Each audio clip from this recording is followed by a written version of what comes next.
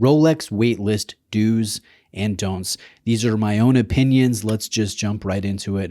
The first thing that I think you should do, if you don't already, is understand that the wait list really just doesn't exist anymore. There is no chronological list, no first come, first serve type of situation for authorized dealers selling these hard to come by waitlist type of models.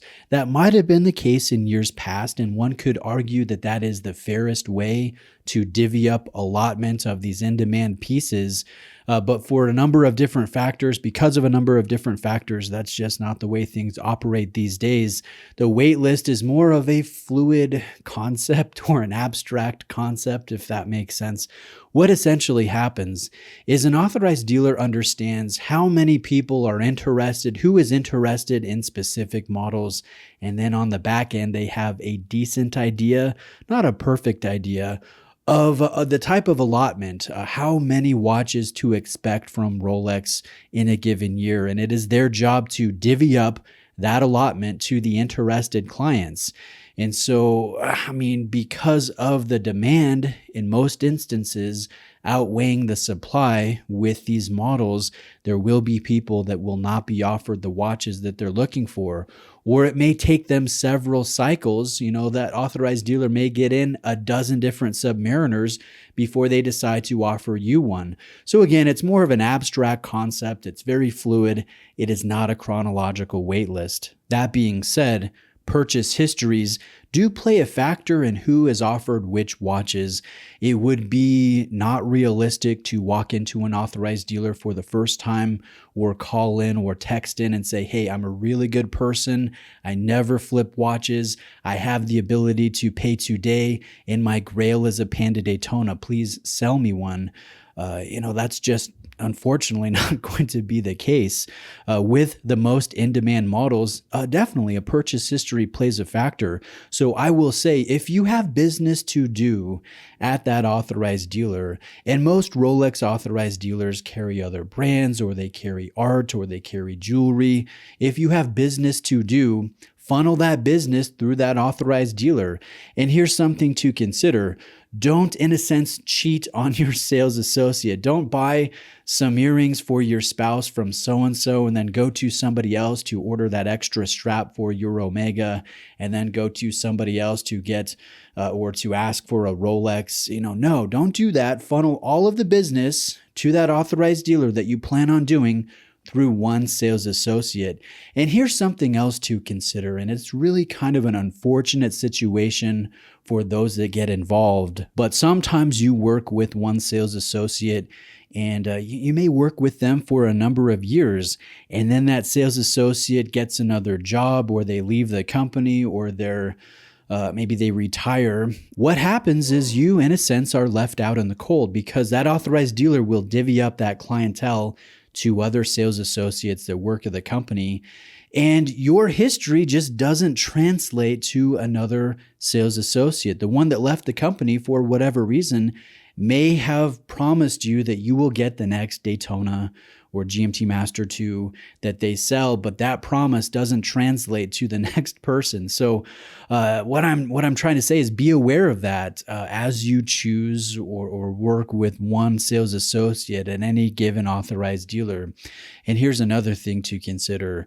Don't buy things that you don't really want. Authorized dealers, most of them, they're good. They're really good. They play by the rules. They want to sell watches.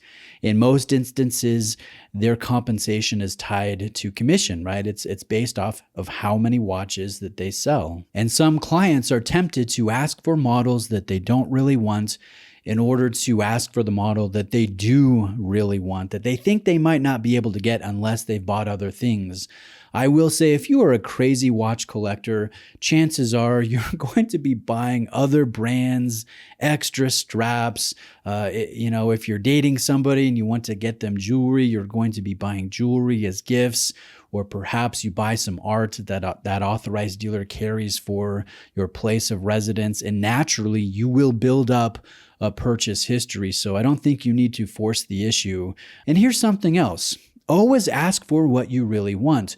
Don't go in and say, hey, I would be happy with a no date sub, when in the back of your mind, the one you really want is the Kermit. Ask for the thing that you really want and be direct with your sales associate about your desires. And don't say, well, I would be okay with an Explorer and an Explorer 2 and a Milgauss and an Air King and a GMT Master 2. And of course, the Daytonas if you can get them. And of course, a Sky Dweller in blue on a Jubilee bracelet.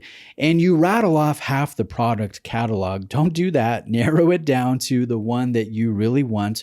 Or if you legitimately are not sure, be direct about that. Say, you know what? I like the Sea Dweller, but I also like the James Cameron Deep Sea. I'm not sure which one I like more. Would it be possible for me to come in when it's convenient for you and try on a display model and decide which one I like better? That's perfectly appropriate to say. Another thing to consider is to not over-contact your authorized dealer. And this can be difficult for those of us that don't have great self-awareness. But if you're going in every week or texting every week or calling every week saying, hey, did you get my donate sub in? What about this week? What about this week? That can that can be annoying, really.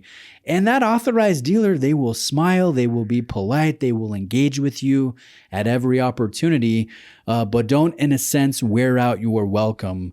Just do it on occasion and be genuine with your interactions. I would say stop in from time to time. I like to do that myself. I will go to various authorized dealers and see what's in stock, check out a few watches, say hi to the people that work there, and be wearing the latest watch that I've purchased from that store, in a sense to show them that I'm wearing it, that I'm enjoying it, that I'm using it. And this also happens more and more these days, but some sales associates, they are huge watch collectors. They have watch collections themselves. And a lot of times they'll have watch social media accounts that are not their personal accounts and they're not the store account. It's just their watch Instagram. And so in that instance, it's totally appropriate to follow them, to like their content and comment on their content, and tag them on occasion when you're posting the watch that you've bought from them. I think that's a nice thing to do as well. And I will end this video with one thing that you may be surprised happens a lot. I've heard it happen. I've heard the horror stories. I've been in various authorized dealers and witnessed this take place. But some collectors, when their timeline isn't being met, their expectations are, maybe not reality, they can understandably become frustrated, and then they get passive aggressive with that authorized dealer or outright aggressive, and they try to force ultimatums, and they'll say things like, hey, I've waited 8 months. When are you going to sell me this Submariner? Or, hey, I see that GMT Master 2 on the billboard on 47th Street. This is false advertising that you don't have one in the case right now, and you're not willing to sell me this today. My money is as good as anybody else's money. I'm reporting you to the Better Business Bureau. And they think bullying and puffing out their chest will leverage themselves into a watch quicker, and that's just not the case.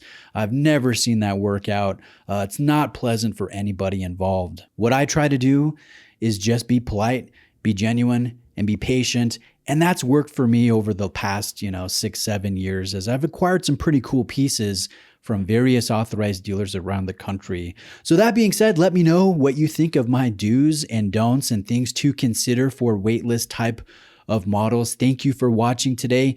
Reach out with questions, and I'll see you in the comment section.